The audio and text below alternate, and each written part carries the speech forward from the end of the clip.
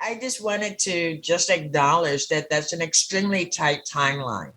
And again, I hope that there's built-in flexibility, because the vision of talking to an entire elected body in a couple of meetings and they're going to sign off is a very optimistic view of how politics happen. So again, it's an extremely aggressive timeline, and with not a lot of information, it does not appear that that is really realistic.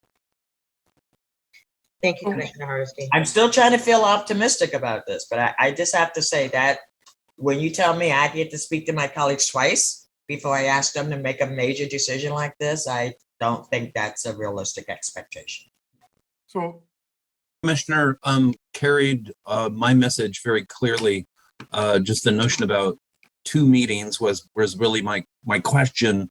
But then, you know, as she illustrated, the commissioner TRAN's on the same budget sort of calendar as the city. So we will work as hard as we can, but it's not my availability, it's those of my leaders. So thank you.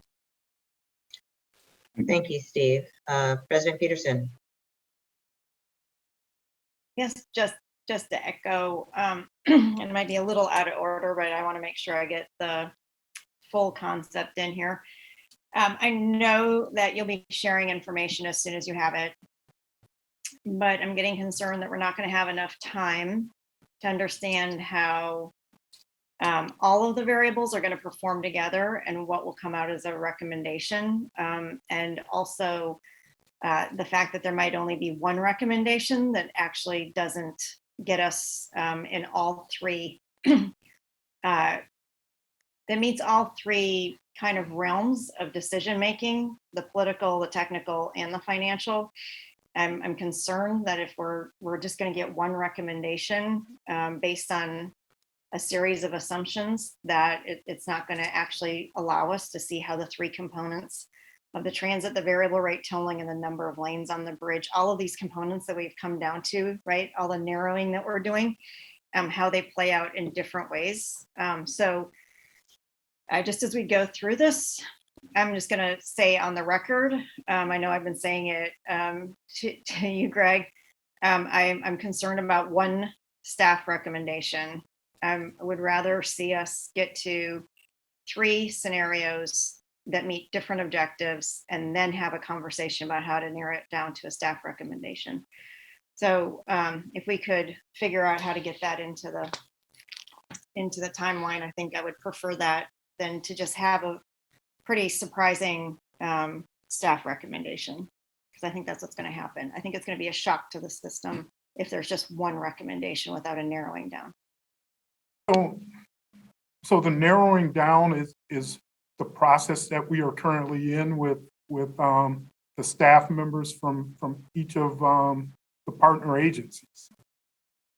We have been looking at and running the scenarios that were requested by partners to look at different elements, to look at how maximizing high capacity transit throughput, how maximizing tolling and taking into account the tolling that will appear on I-5 and I-205 as projected by ODOT. So all of those scenarios we are running. And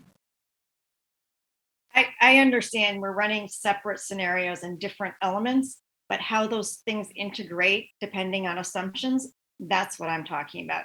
And I'm speaking, we do have the big picture of all of those together and the impacts that has on the number of lanes, the impact that has on Hayden Island. All of those things are being looked at holistically, not as separate entities. One of the concerns of taking multiple things forward is it complicates and the next step in the process. But we will take the advice of this body if you want to see different things different than what we are projecting to bring to you.